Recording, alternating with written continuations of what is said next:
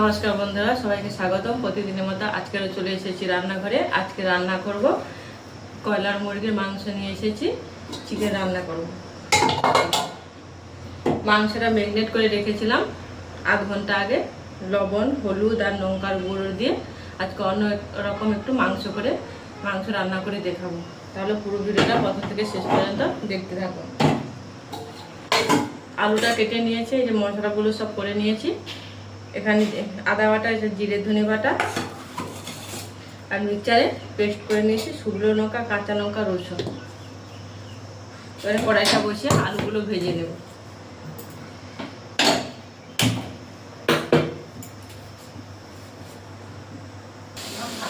আলুগুলো ভাজা হয়ে গেছে, এবারে তুলে নেব।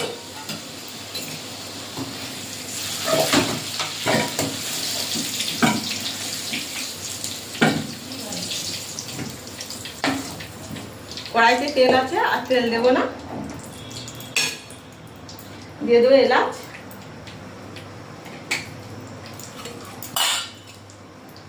পেঁয়াজ কুচি,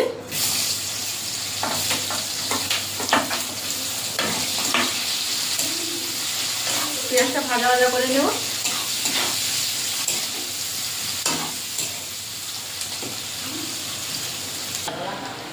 পেঁয়াজটা এইভাবে ভাজা ভাজা করে নিয়ে নিচ্ছি।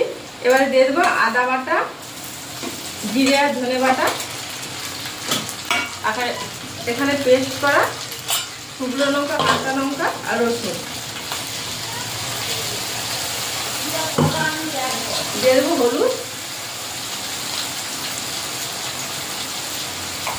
দিয়ে মশলাটা ভালো করে কষে নেব।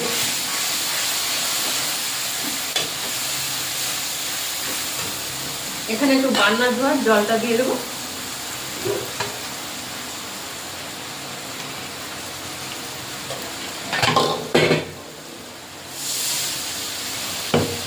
দিয়ে মশলাটা ভালো করে কষিয়ে নেব। মশলাটা কিছুটা কষে নিয়েছি, এবারে দিয়ে দেবো টক দই।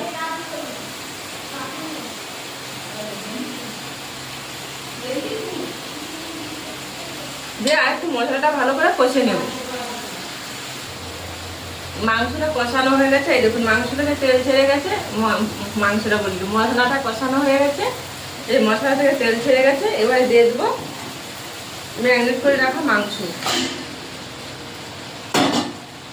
দিয়ে ভালো করে কষিয়ে নেব মাংসটা।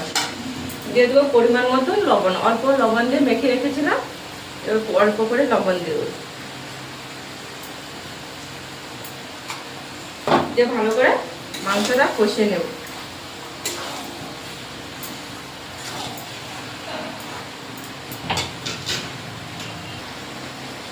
মাংসটা কিছুটা কষানো হয়ে গেছে, এবারে ভেজে রাখা আলুগুলো দিয়ে দেবো। দিয়ে মাংসটা একটু ভালো করে কষিয়ে নেব।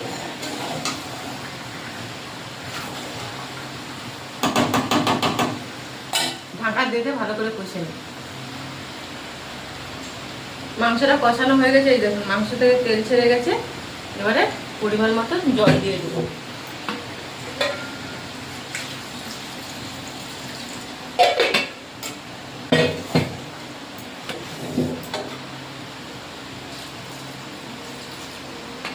দিয়ে ঢাকা দিয়ে দেবো। মাংসের ঝোলটা হয়ে গেছে, এবারে নামিয়ে নেব।